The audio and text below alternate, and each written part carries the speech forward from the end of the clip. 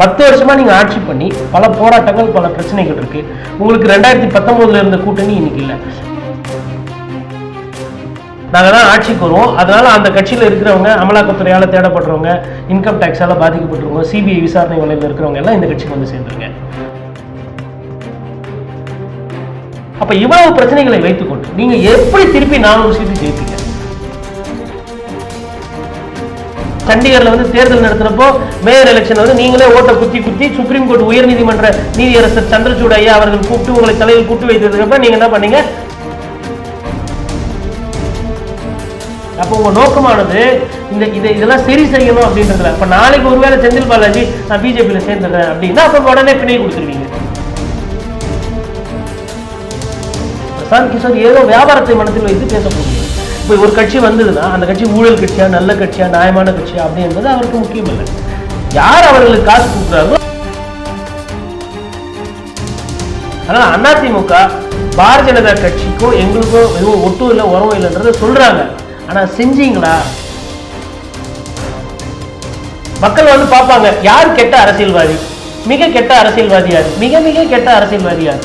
இப்படி பார்க்கும் பொழுது தினபூமி நேயர்களுக்கு அன்பான வணக்கம், தமிழ் புத்தாண்டு வாழ்த்துக்கள். நாம் இப்போ ஒரு பெரிய விஐபியை சந்திக்க போகிறோம். அவர் பேர் வந்து கோட்டீஸ்வரன். கோட்டீஸ்வரன்றது வந்து பல்வேறு விஷயங்களில் அவர் கோட்டீஸ்வரன். ஒரு விஷயம் வந்து அவர் பத்திரிகை துறையில் கோட்டீஸ்வரன். அதாவது பத்திரிகை துறையில் மட்டும் இல்லை, பரவாயில்லான ஒரு அறிவு செல்வத்தை வந்து அடக்கி வச்சிருக்கிறதுல அடக்கமான ஒரு நண்பர். அவரை வந்து இப்போ சந்திக்கிறதுல நம்ம பெருமை அடைகிறோம். இப்போது அவர்கிட்ட பேச போகிற விஷயம் என்னென்னா, கருத்து கணிப்புகள் இந்தியா ஃபுல்லாக இந்த தேர்தல் கருத்து கணிப்புகள் எந்த அளவுக்கு மக்கள் மத்தியில் ஒரு தாக்கத்தை ஏற்படுத்துகிறது அப்படின்ற சம்பந்தமாக பேசுவோம். லேட்டஸ்ட்டாக இப்போ வந்து ஒரு கருத்து கணிப்பு வந்திருக்கு. அதாவது நில்சன் டைனிக் பாஸ்கர் அப்படின்னு சொல்லி ஒரு கருத்து கணிப்பு. அதில் வந்து கிட்டத்தட்ட 25,000 பேர்கிட்ட எடுத்திருக்காங்க அந்த கருத்து கணிப்பு. இதில் வந்து 543 சீட்டில் இந்தியா ஃபுல்லாக இருக்கிற எம்பி தொகுதிகளில் 326 சீட்டு வந்து பிஜேபி அல்லாத ஒரு இந்தியா கூட்டணி வரும்னும், என்டிஏ கூட்டணி 194 இடங்களில் வெற்றி பெறும்னும், மற்றவை வந்து 23 இடங்களில் தான் வெற்றி பெறும்னு வந்திருக்கு. அதாவது இப்போ மோடி வந்து கிட்டத்தட்ட ஒரு 400 சீட்டுக்கு பிஜேபி ஜெயிக்கணும்னு ஒரு இது வச்சுருக்கார். ஒரு கணிப்பு வந்து அவருக்குள்ளே வச்சு அவர் ஊர் ஃபுல்லாக சொல்லிட்டு வர்றாரு. நாடு ஃபுல்லாக அதை தான் பிரச்சாரமாக பண்ணிட்டு வர்றாரு. இப்போது இந்த நிலையில் இவ்வளோ பிரச்சார அலைகள், அதாவது இந்தியா ஃபுல்லாக இருக்கிற விஷயங்கள்லாம் தாண்டி, அவங்க பூஸ்ட் பண்ணுற பிஜேபி பூஸ்ட் பண்ணுற விஷயங்களெல்லாம் தாண்டி 543 சீட்டில் 326 சீட்டு இந்தியா கூட்டணிக்கு கிடைக்கும்ன்றது சாத்தியமா? அது கோட்டீஸ்வரன் தான் பதில் சொல்லணும். தமிழ் புத்தாண்டு வாழ்த்துக்கள். மூத்த ஊடகர் அண்ணன் ரமேஷ் அவர்களுக்கு நெஞ்சம் நிறைந்த நன்றி. நிறைய விஷயம் கற்றுருக்கேன் நான் உங்ககிட்ட இருந்தேன். அது ஒரு புறம். இப்பொழுது என்ன நடக்குது, தரவுகள் அடிப்படையிலையோ இல்லை கணக்கெடுப்பு அப்படின்னு பார்க்கும்போது ஒரு கணக்கு திணிப்பு இருக்கா, இல்லை கருத்து திணிப்பு இங்கே இருக்கா அப்படின்ற அந்த ஒரு சந்தேகம் மேலோங்குது. உதாரணத்துக்கு சொல்கிறோன்னா, ஒரு விளையாட்டுக்கு போகிறதுக்கு முன்னாடியோ ஒரு தேர்வு எழுதுறதுக்கு முன்னாடி இவ்வளவு மதிப்பெண் வாங்குவேன் அப்படின்னு ஒரு மாணவன் சொன்னால் அந்த மாணவன் அதற்கு தயார் பண்ணுறான்ற மாதிரி புரிந்துக்கலாம். ஆனால் இவங்க வந்து என்ன பண்ணுறாங்கன்னா, மக்களோட மன எண்ணோட்டத்தை வந்து ஃபஸ்ட்டு பதப்படுத்துகிறாங்க. அதாவது 400 வந்துடுவோம், 450 வந்துடுவோம், நாங்கள் தனியாக ஆட்சி பிடித்து விடுவோம், 300 சீட்டுகள் எங்களுக்கு வந்து விடும், கூட்டணியோடு சேர்த்தா 370 அப்படின்ற மாதிரி வச்சுருந்தாங்க. இந்த தரவுகள் தான் முன்னாள் தலைமை கமிஷனர் வந்து சீஃப் எலெக்ஷன் கமிஷனராக இருந்த SM குரேஷி அவர்கள் என்ன சொல்லியிருந்தாருன்னா, 400ன்பாங்க, 300ன்பாங்க, 270ன்னுவாங்க, அப்புறம் 175 வந்து லோல் போடும். நான் வந்து அல்ஃபோன்ஸா மாம்பழ சொன்னேன், வேறு எதையும் நான் சொல்லலை அப்படின்னு சொல்லிட்டு முன்னாள் தலைமை கமிஷனரே ஒருத்தர் இந்த மாதிரி ஒரு தரவு போடுறாங்க. அப்போ இது எந்த அளவுக்கு இது ஒரு பேசுபொருளாக ஆயிருக்குன்னா, இந்த மாதிரி வந்து நாங்கள் 350 வருவோம், 400 வருவோம் அப்படின்றது வந்து என்னென்னா, மக்களை வந்து நாங்கள் வருவோம் அப்படின்றத ஒரு அந்த கட்டமைப்பை வந்து கொண்டு செலுத்துறது. இது முதல்ல. இரண்டாவது வந்து எதிர்கட்சிகளுக்கு வந்து ஒரு தோல்வி மனப்பான்மையை வந்து பரிசாக கொடுக்கறது அதனுடைய இரண்டாவது கட்டமைப்பு. அதாவது என்னன்னா, நாங்கள் தான் ஆட்சிக்கு வருவோம், அதனால அந்த கட்சியில் இருக்கிறவங்க, அமலாக்கத்துறையால் தேடப்படுறவங்க, இன்கம் டேக்ஸால் பாதிக்கப்பட்டிருவங்க, சிபிஐ விசாரணை வலையில் இருக்கிறவங்க எல்லாம் இந்த கட்சிக்கு வந்து சேர்ந்துருங்க அப்படின்றது எதிர்கட்சிகளுக்கு இருக்கிறவங்களுக்கு சொல்லக்கூடிய ஒரு செய்தி. மூன்றாவது வந்து என்னன்னா, வேற மாற்று கிடையாது, பிஜேபி விட்ட ஆள் கிடையாது அப்படின்றது மக்களை வந்து நம்ப வைக்கிற சித்தாந்தம். இந்த 3 விஷயங்கள் வந்து ஒன்றோடு ஒன்று இணைந்து இருக்கிறது. எதுக்கு செய்யறாங்க அப்படின்னா, கிட்டத்தட்ட இது வந்து ஒரு வகையான மூளைச்சலவை. மக்கள் வந்து தன்னிச்சையாக செயல்படக்கூடாது, இல்லை சிந்திக்கக்கூடாது, இல்லை நம்மளை தாண்டி ஒரு மாற்றம் யோசிக்கக்கூடாதுன்ற அந்த அடிப்படையில். அப்போ என்ன ஆகுதுன்னா, தேசிய ஊடகங்களும் நிறைய பேர் என்ன பண்ணியிருக்காங்கன்னா 300 இல்லை 350 400. அப்போ இதில் வந்து தோல்வின்ற அந்த வார்த்தையே கிடையாது. எல்லாமே வின்வின் சுச்சுவேஷன். அவங்களுக்கு தனியாக வருவாங்களா, இல்லை கூட்டணியில் வருவாங்களா, இல்லை வந்து கொஞ்சம் கஷ்டப்பட்டு வருவாங்களா, இப்போ இது எப்படி இருக்குது இந்த ஆப்ஷன். அப்போ இந்த 10 வருஷம் ஆன்டி இன்கம்பன்சி, மக்களோட எதிர்ப்பு, அதாவது any government will become unpopular day by day அப்படின்னு சொல்லுவாங்க. அப்போ 10 வருஷமா நீங்கள் ஆட்சி பண்ணி பல போராட்டங்கள், பல பிரச்சனைகள் இருக்கு. உங்களுக்கு 2019 இருந்த கூட்டணி இன்னைக்கு இல்லை.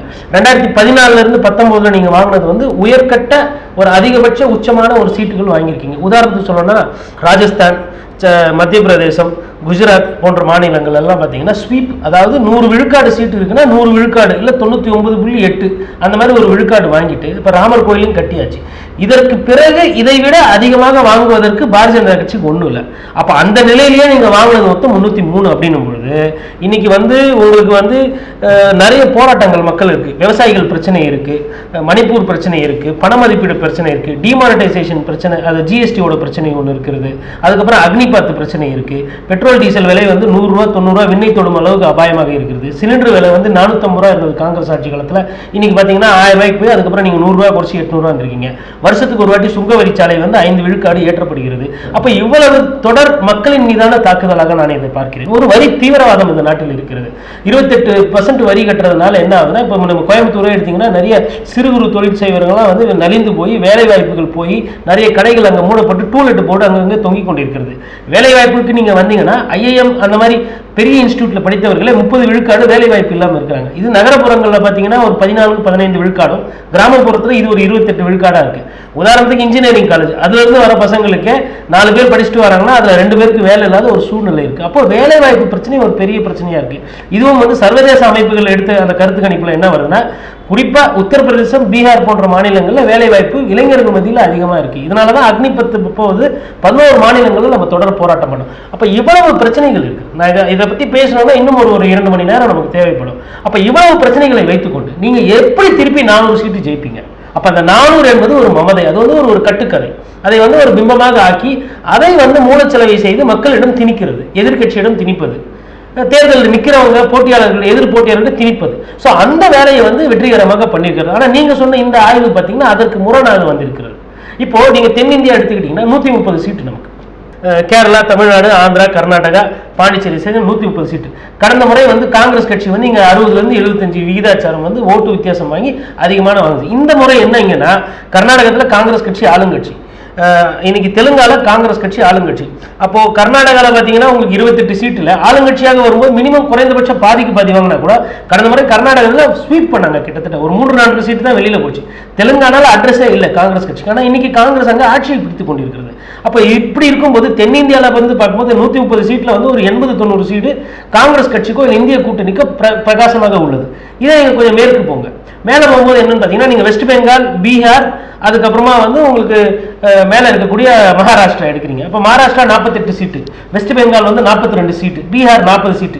இந்த 3 சேர்த்தீங்கன்னா அங்கே ஒரு 130. அந்த 130 கடந்த தேர்தலில் பாஜக வாங்கின விகிதாச்சாரம் வந்து பார்த்தீங்கன்னா 70-75 விழுக்காடுக்கு வெற்றி பெற்றார்கள். உதாரணத்துக்கு சொல்லணும்னா மகாராஷ்டிரத்தில் 48க்கு 42. 2014 அதுதான், 2019 அதுதான். ஆனால் இந்த நிலைமை அதே நிலைமை இங்கே அங்கே வருமானம் வரதுக்கு வாய்ப்பு இல்லை. ஏன்னா காரணம் சிவசேனா இன்னைக்கு பிளவுபட்டு இருக்கிறது. அப்படி இருக்கும்பொழுது அந்த 300க்கு தாண்டுவது என்பது எட்டாக்கணி.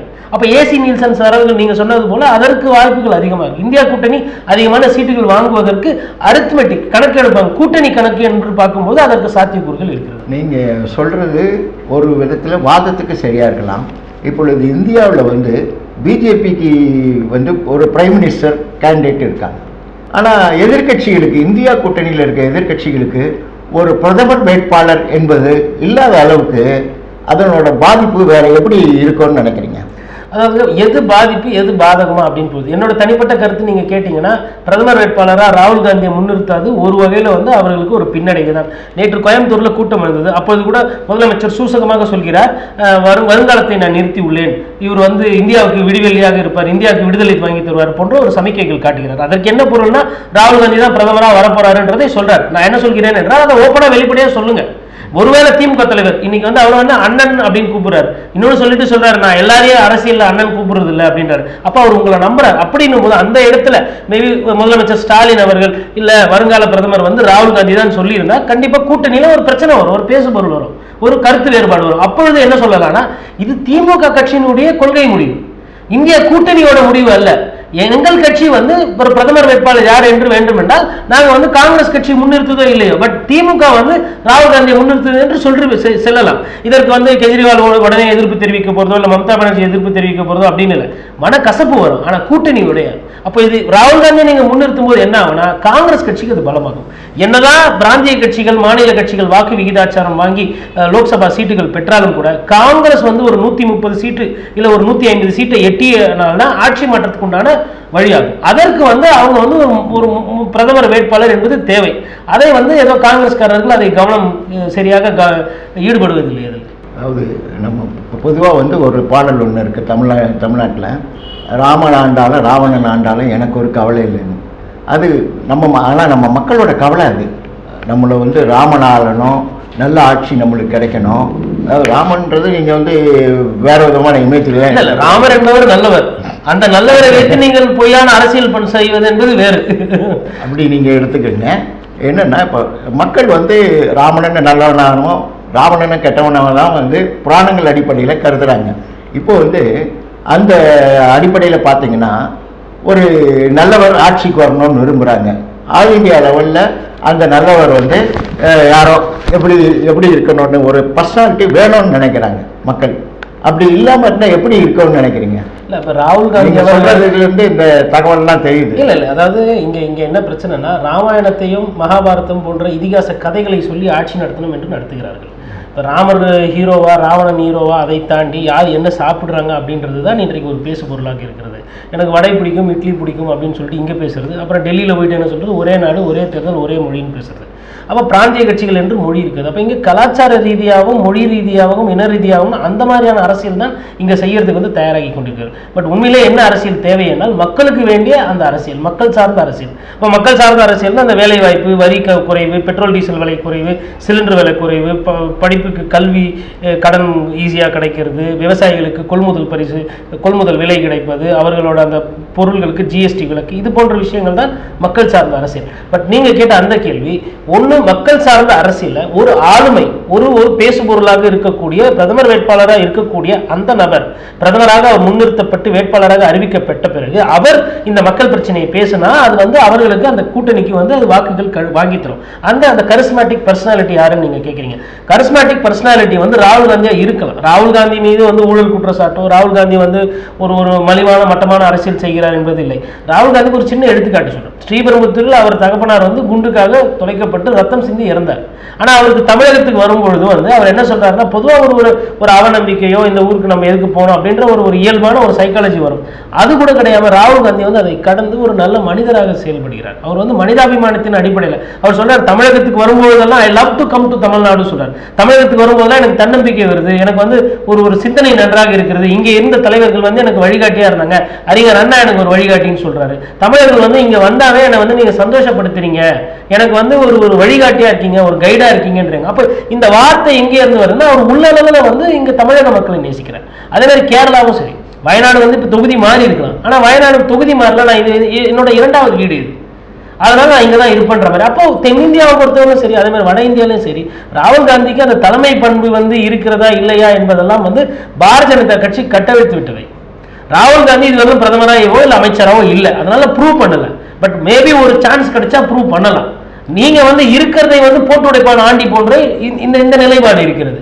அப்ப அவர் வந்து பப்புன்னு சொல்வது, அவரை வந்து ஒரு தலைமை பண்பு இல்லாத என்பது, அவர் வந்து பார்ட் டைம் பாலிடிக்ஸ் பண்றாரு, இந்த குற்றச்சாட்டுகள்லாம் இருக்கு. ஆனா இந்த குற்றச்சாட்டுகளுக்கு ராகுல் காந்தி இன்னும் தீர்க்கமாக எதிர்க்க வேண்டும். அரசியல் கட்சிகளை இன்னும் தீர்க்கமாக மக்கள் பிரச்சனை பேச வேண்டும். அது பேசும்போது அந்த பர்சனாலிட்டி கல்ட்டு நிறைவேறும். அது வந்து விட்டது என்றால் ஆட்சி மாற்றம் உறுதி. பிரசாந்த் கிஷோர் வந்து அரசியல் ரீதியாக பல விஷயங்களை பேசியிருக்காரு, இது பண்ணியிருக்காரு. அவரும் கருத்து கணிப்புகள்லாம் வெளியிட்டிருக்காரு.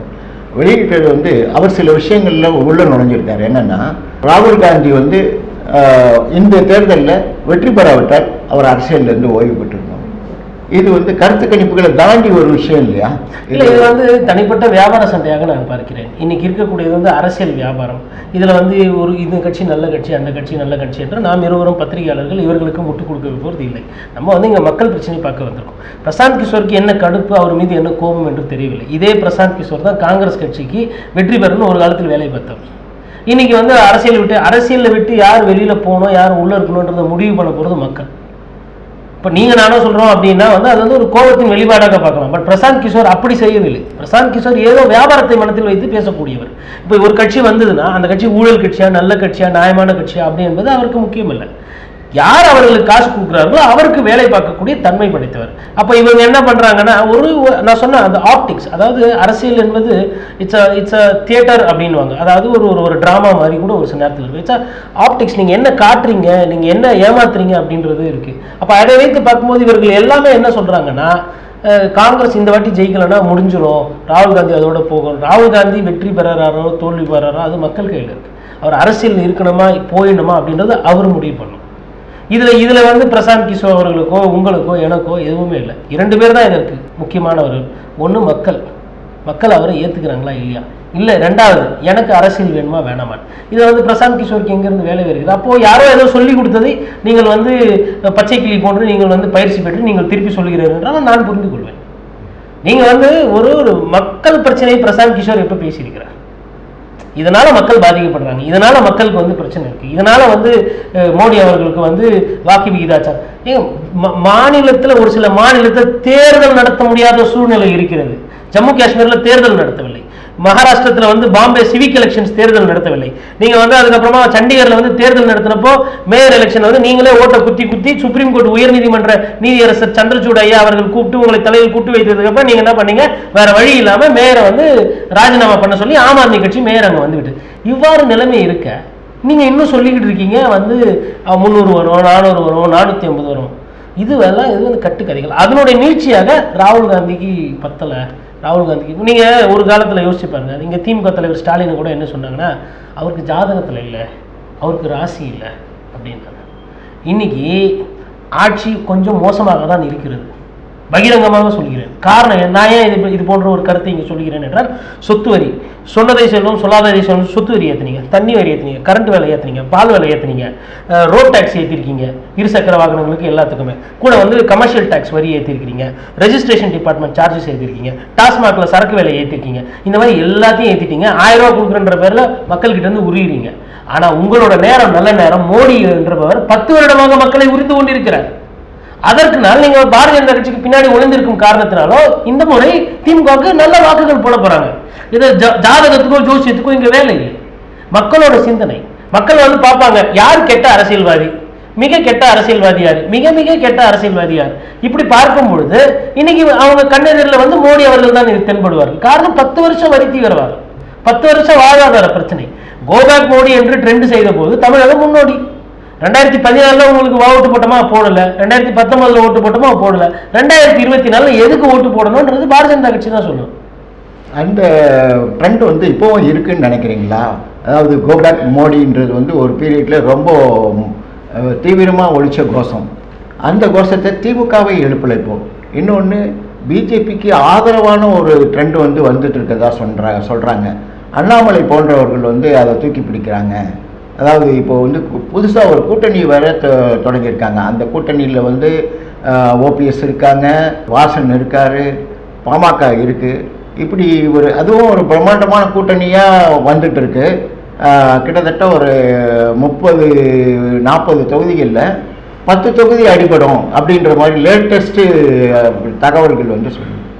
நீங்கள் இந்த பழைய விஷயங்கள், அதாவது நீங்கள் சொத்து வரி மற்ற விஷயங்கள்லாம் சொல்லுவீங்க, அதோட இம்பேக்டாக இருக்கா இல்லையா? அதில் இல்லை, ரொம்ப துல்லியமான இடத்துக்கு வந்திருக்கிறீங்க மூத்த பத்திரிகையாளர். நான் என்ன பார்க்குறேன்னா, மக்கள் பிரச்சனை இருப்பது என்பது உண்மை, அதை நம்ம மாற்றி பேசலை, அதில் மறுக்கலை. ஆனால் இங்கே வந்து கூட்டணி கணக்கு என்பதை ஒன்று நீங்கள் அறிந்து பார்க்கணும். இங்கே என்ன சிக்கல்னா, பாரதிய ஜனதா கட்சி கூட்டணி வலுவாக அமைத்துள்ளது என்று சொல்கிறார். நாங்கள் வந்து கூட்டணியை வலுவாக அமைத்தது என்று நான் பார்க்கவில்லை. பாரதிய ஜனதா கட்சி சிறந்த இல்லை மக்களுக்கு அதிகம் செலவு செய்யக்கூடிய வேட்பாளர்களை நிறுத்தியுள்ளார்கள் நான் பார்க்கிறேன். அப்போ கூட்டணி என்பது இந்த கட்சியினுடைய வாக்குகள் இந்த கட்சிக்கு செலுத்த வேண்டும், இந்த கட்சியினுடைய வாக்குகள் இதோடு சேர வேண்டும். அப்படி பார்க்கும்பொழுது பாரதிய ஜனதா கட்சிக்கு ஒட்டுமொத்த தமிழகத்திலும் எல்லா மாவட்டத்திலும் வாக்குகள் கிடையாது. கன்னியாகுமரியில் வாக்கு இருக்குது, திருநெல்வேலியில் வாக்கு இருக்குது, மத்திய சென்னையில் வாக்கு இருக்குது.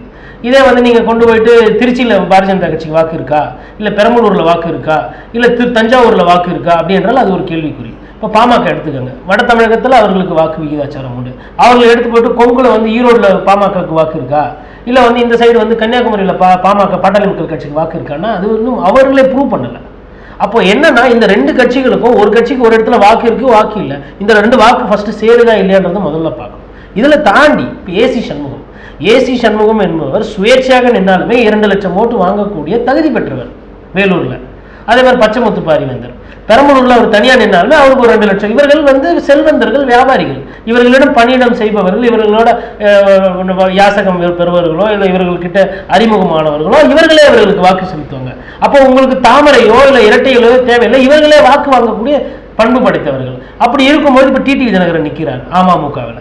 அதே போல ஓபிஎஸ் நிற்கிறார். ஓபிஎஸ் வந்து ஒரு பரம ஏழை, செலவு பண்ண போறது இல்லை, அவரும் நன்றாக செலவு பண்ணுவார், சாதி ரீதியான வேலைகள்லாம் அங்கே நடந்து கொண்டிருக்கிறது. அப்போ அவரும் வாக்கு வாங்குவார்.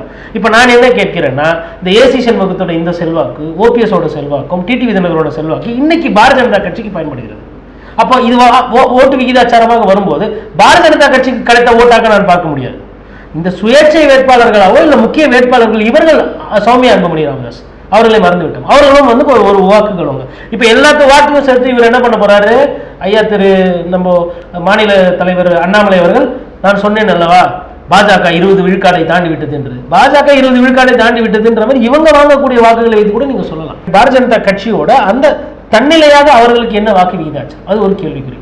இரண்டாவது இதில் ரொம்ப முக்கியமான பிரச்சனை என்னன்னா, இதே கூட்டணியை அதிமுக ஒரு நாள் போட்டிருந்தது. அதாவது எடப்பாடி பழனிசாமி தலைமையில் இருக்கக்கூடிய அதிமுக போட்டிருந்தா, நீங்கள் சொன்னீங்க இந்த 10 ஓட்டில் வந்து பிரச்சனை இருக்குது, 10 ஓட்டு கை கொண்டு மாறி போகும் 10 சீட்டு, அதற்கு சாத்தியக்கூறுகள் இருக்குது. குறிப்பாக இரட்டை இலையில் ஏசி சண்முகம் நின்றார், வேலூரில் அவர் வெற்றி பெறுகிறார். அன்புமணி ராமதாஸ் அவர்கள், இந்த சௌமியா அன்புமணி ராமதாஸ் தர்மபுரியில் இரட்டை இலையோட கூட்டணி நின்றால் அவர்கள் அங்கே வெற்றி பெறுறாங்க. நீலகிரிஸ்லையுமே வந்து ஆராசா அவர்களுக்கு கடினமாக இருக்கும் அப்படின்றத நான் பேச போகிறேன். அப்போ இது இந்த போல ஒரு சில சீட்டில் வந்து வந்திருக்கும். இப்போ நயினார் நாகேந்திரன் ஒருவேளை நான் பாரதிய ஜனதா கட்சியில் நிற்கல, நான் ரெட்டையில நிற்கிறேன், நயினார் நாகேந்திரன் நிற்கிறார்னா கண்டிப்பாக ஜெயிக்கிறார்.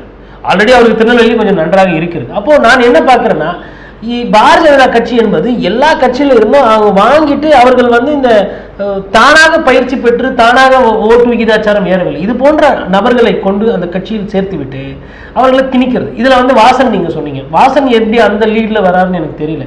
சொந்தமாக அவருக்கு சின்னமே கிடையாது. அவர் வந்து registered party but not a recognised party.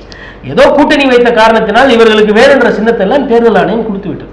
அப்போ இது என்ன பார்க்க போறோம்னா, இந்த 3 முனை போட்டி 4 முனை போட்டி என்பது வந்து பேச்சளவில் இருக்கும். ஆனால் நடைமுறையில் என்ன சாத்தியம்னா, ஏன் வந்து அந்த 10 தொகுதி ஒன்றும் பிரச்சனை இல்லை அப்படின்ற மாதிரி நான் பார்க்கிறேன் என்றால், போன தேர்தலில் வந்த மாதிரி ரிசல்ட் வரும் அப்படின்ற ஒரு கணிப்பு. இதில் 1-2 தவறலாம், பட் ஆனால் பெரும்பான்மை இப்படி தான் வரும். என்ன காரணம்னா, பாரதிய ஜனதா கட்சியோட எதிர்ப்பு வாக்குகளை திமுக வசப்படும், திமுகவோட எதிர்ப்பு வாக்குகளை அதிமுகவும் பாரதிய ஜனதாவும் பிரிக்கும். அப்போ எதிர்ப்பு வாக்குகளை நீங்கள் பிரிக்கும் பொழுது என்ன ஆயிடும்னா, அரித்மெட்டிக் வேலை செய்யும். அரித்மெட்டிக் வேலை செய்யும் போது திமுக மீது மக்களுக்கு கோபம் இருந்தாலும் கூட அந்த கூட்டணி கணக்கு என்பது திமுகவுக்கு சாதகமாக இருக்கிறது. உதாரணத்துக்கு தயாநிதி மாறன் அவர்கள், உதாரணத்துக்கு கதிரானந்த் அவர்கள், உதாரணத்துக்கு நீங்கள் வந்து வடசென்னையில் இருக்கக்கூடிய ஐயா திரு வீராசாமி, கலாநிதி வீராசாமி, இவர்கள் மீது மக்கள் பயங்கர பாசத்தில் இருக்காங்க, இவங்களை விட்டா வாய்ப்பே அப்படி கிடையாது. எதிரணியில் சரியான வேட்பாளர் போடவில்லை. இதில் நீங்கள் ஒரு விஷயம் சொல்கிறீங்க, எதிரணியில் சரியானவர். ஒவ்வொரு இடத்துலையுமே வந்து வேட்பாளர்களுக்கு வந்து அவங்க மிதமிஞ்சி உள்ள ஒவ்வொரு இடத்துலையுமே நுழையத்துக்கு முடியல. இந்த ஆளுங்கட்சி வேட்பாளர்கள் என்னென்னா, எல்லாருமே இந்த வெள்ளை காலத்தில் வியாபாரம் அப்படின்ற கேள்வி வந்து வந்துட்டு இருக்கு. இன்னொன்று வந்து அந்த ஓட்டுக்களை வந்து அதிமுக ஏன் வாங்கக்கூடாது?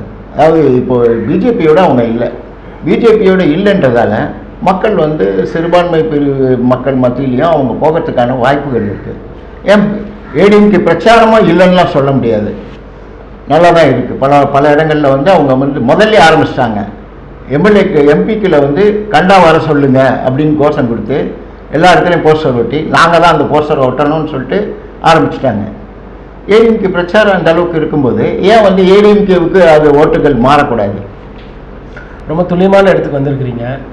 இங்கே பிரச்சனை என்னன்னா, இந்த தேர்தல் என்பது பிரதமர் வேட்பாளர் யார், இல்லை அடுத்த பிரதமரை யார் வரணுன்றது தான். அப்போ அதற்கு சான்றாக 40 பாராளுமன்ற தேர்தலுக்கு இப்போ தேர்தல் நடக்குது. முதல் கேள்வி மக்கள் மனதில் என்ன இருக்குன்னா, என்னோட பிரதமர் யார்? அப்போ இந்த தேர்தல் வந்து எடப்பாடி பழனிசாமி வேண்டுமா, இல்லை திமுக தலைவர் ஸ்டாலின் வேண்டுமா, இல்லை திரு அண்ணாமலை அவர்களுக்கு முக்கியத்துவம் கொடுக்கணுமா என்பதை தாண்டி இந்த தேர்தலில் வந்துட்டு நாம் தமிழர் கட்சியை மறந்துவிட்டோம். நாம் தமிழர் கட்சியும் கணிசமான வாக்குகள் வாங்க போகிறாங்க. அப்போ 4 முனை போட்டி. அப்போ இந்த மாதிரி 4 முனை போட்டி நடக்கும்போது முதல் கேள்வி வந்து யார் பிரதமர் வேட்பாளர். இரண்டாவது, நீங்கள் ஒரு ஒரு ஒரு இது 30 வருஷம் ஒரு கணக்கை எடுத்து பார்த்தீர்கள் என்றால் பாராளுமன்ற தேர்தலை பொறுத்தவரைக்கும் நமக்கு வந்து 72லேருந்து 76 விழுக்காடு வாக்குகள் சதவீதம் பதியும்.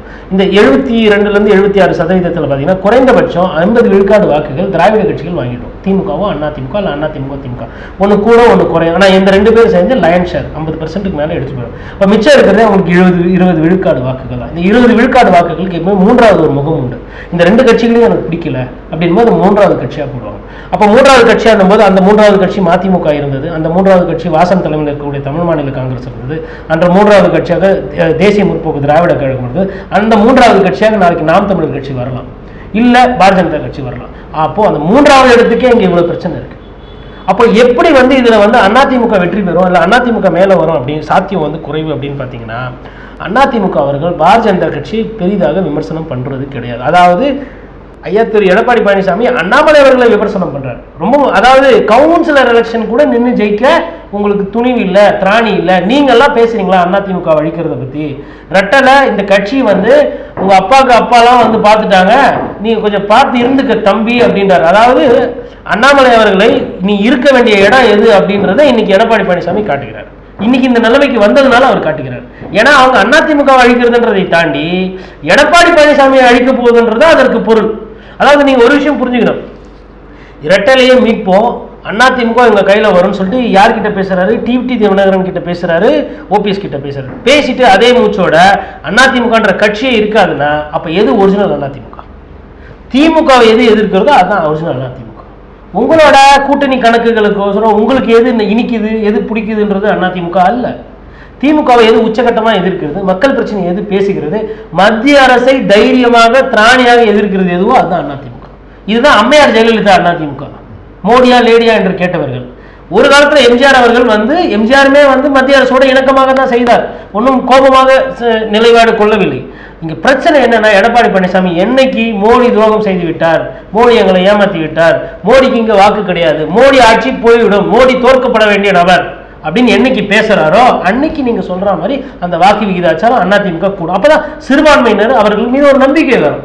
நேத்தோரம் நல்லா தாயா பேயா தானே பழகிட்டு இருந்தீங்க, இப்ப திடீர்னு உங்களுக்குள்ள சண்டைனா நான் எப்படி உடனே உங்களை நம்புறது அப்படின்ற அந்த அடிப்படை கேள்வி இருக்கு. அதனால அதிமுக பாரதிய ஜனதா கட்சிக்கோ எங்களுக்கோ எதுவும் ஒட்டும் இல்லை உறவும் இல்லைன்றதை சொல்றாங்க. ஆனா செஞ்சீங்களா இல்லை செய்வீர்களா அப்படின்றது இன்னும் நிதர்சனமா தெரியவில்லை. அதனால மக்கள் வந்து உடனே அதிமுக ஷிஃப்ட் ஆக மாட்டாங்க. பட் சட்டமன்ற தேர்தல் வரும்பொழுது ஸ்டாலின் அவர்களா இல்லை எடப்பாடி பழனிசாமி அவர்களும் ஒரு நிமிடம் கண்ணை மூடி யோசிக்கொள்வார்கள். நான் ஏன் சொத்து வரி அதிகமாக கட்டுறேன், நான் ஏன் தண்ணி வரி அதிகமாக கட்டுறேன், கரண்ட் விலை யார் ஏற்றுனது, பால் விலை யார் ஏற்றுனது, 1000 ரூபாய் எல்லாருக்கும் கிடைக்கலையே, ஏன்னா வந்து இந்த கவுன்சிலர் இப்படி திட்டினாரு, இந்த பரோட்டா கடையில் வந்து சண்டை போட்டானே, காசு கொடுக்கலையே, கஞ்சாலாம் அதிகமாக விற்கிது அப்படின்னு இந்த மாதிரி கேள்விகள் வரும்போது மக்கள் வந்து சிந்திப்பார்கள். மேபி அப்போ ஒரு ஆட்சி மாற்றத்துக்கு உண்டான வாய்ப்பு இருக்கலாம். ஆனால் இந்த தேர்தல் மத்தியில் இருக்கக்கூடிய ஆட்சி வேணுமா இல்லை வீட்டுக்கு போகணுமான்றதில்ல. இதில் எடப்பாடி பழனிசாமி அவர்களுக்கு வேட்பாளரே இல்லையே, பிரதமர் வேட்பாளரே இல்லை. நீங்கள் ராகுல் காந்தி கடந்த கேள்வியில் கேட்டீங்க, ராகுல் காந்தி முன்னிறுத்தாததே ஒரு பிரச்சனை பின்னடைவுன்னும் பொழுது பிரதமர் வேட்பாளரே இல்லாத என்பது அது இதை விட பெரிய பின்னடைவு. அப்போ மக்கள் அதை தான் அவர்கள் கூர்ந்து கவனிப்பார். இப்போ நீங்கள் ஒரு விஷயம் சொன்னீங்க, அதாவது பிஜேபி எதிர்ப்புன்றது வந்து பிஜேபிக்குள்ளவே இருக்குது, பிஜேபி அலைன்ஸ்குள்ளவே இருக்குது. இப்போது ஓபிஎஸ் வந்து ராமநாதபுரத்தில் போட்டிடுறது தாமரை சின்னத்தில் போட்டிடுறாரு, பலாப்பழத்தில் போட்டிடுறாரு. என்ன காரணம்னா அங்கே இருக்கிற முஸ்லீம்கள் அதாவது பிஜேபிக்கு எதிர்ப்புக்கு வந்து அதிகமாக மிதமிஞ்சு இருக்கிறதால அந்த சின்னத்தில் ஒரு தாமரை சின்னத்தில் போட்டிடல, பலாப்பழத்தில் தான் போட்டிடுறாரு. நீங்கள் இதை எப்படி பார்க்குறீங்க? அதை வந்து ரொம்ப தெளிவாக சிந்திச்சு முடிவு எடுத்திருக்காரு. ஆல்ரெடி சுழற்சியில் நிற்கிறார். இதில் தாமரையில் போய் நின்னா என்ன ஆயிரும்னா அவர் பிஜேபியில் சேர்ந்துட்டாரு அப்படின்னு சொல்லிட்டு இவர் போட்டிருக்காருல வழக்கு. எது கேட்டாலும் வழக்கு நிலுவையில் இருக்குது. கட்டடம் எங்கே, அதிமுக கட்டடம் வழக்கு நிலுவையில் உள்ளது. உங்கள் கரை வேட்டி எங்கே, வழக்கு நிலுவையில் உள்ளது. ரெட்டலை சின்னம் எங்கே, வழக்கு நிலுவையில் உள்ளது.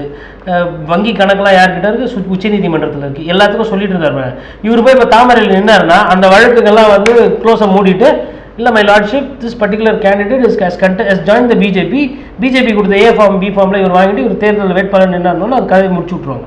அந்த பிரச்சனை வந்துடக்கூடாது முதல்ல. இரண்டாவது, மக்கள் என்ன பார்ப்பாங்கன்னா, எப்போ அதிமுகவை மீட்கிறதுக்கு நீங்கள் எங்ககிட்ட தானே வந்திருக்கணும், மக்களோட செல்வாக்கு பெறதுக்கு நீங்கள் மக்கள்கிட்ட போராட்டம் பண்ணியிருக்கணும். அதாவது மக்கள்கிட்ட போராட்டம்னா பிரச்சாரம் பண்ணியிருக்கணும், இல்லை ஒரு பொதுக்குழு போட்டிருக்கணும், இல்லை அதிமுக தொண்டர்களை தன் பக்கம் இழுத்திருக்கணும், இல்லை அதிமுகவில் இருக்கக்கூடிய மாவட்ட செயலர்கள், செயல் வீரர்கள், இல்லை அந்த எக்ஸிக்யூட்டிவ் கமிட்டி, ஜெனரல் கவுன்சில் இருக்கிறவங்கள சாதகமாக வச்சுக்கணும். இதை எதுவுமே செய்யாமல் பிஜேபி கூட போய் கூட்டணி வச்சு நீ அதிமுக மீட்கணும்னா அது என்ன ஒரு சிந்தனை, என்ன செயல்பாடு அது? அப்போ மக்கள் இந்த குறைந்தபட்ச அரசியல் கூட புரியாததெல்லாம் இல்லை. தமிழர்கள் அரசியல் பார்வை, அரசியல் புரிதல் நம்ம எல்லாரை விட அவங்களுக்கு அதிகம் வாக்கு போடுறவங்களுக்கு. அதனால தான் ஆட்சி மாற்றம்ன்ற ஒரு விஷயமே வருது. நீங்கள் சொல்கிற பைகளையும் கட்டுக்கதைகளும் அப்படியே நம்பி இருந்தால் ஆட்சி மாற்றமே வராது. இவர்களுக்கு கோபப்பட்டப்போ ஒரு நல்ல நீதி அரசர், நல்ல ஒரு நீதிமான் ஐயா காமராஜரை தோற்கடித்த பெருமையும் இவர்களுக்கு தான் உண்டு. மோசமானவர்கள், ஊழல் பண்ணவர்கள் தோற்றதும் கிடையாது. அப்போ இவங்களை எப்படி புரிஞ்சுக்கிறது? இப்போ தமிழக வாக்காளர்களை புரிந்து கொள்வது என்பதே கொஞ்சம் காம்ப்ளெக்ஸான ஒரு சப்ஜெக்ட். ஒரு சில இடத்துல சாதி ரீதியாக இருக்கும், ஒரு சில ஏரியாவில் மத ரீதியாக போகும்.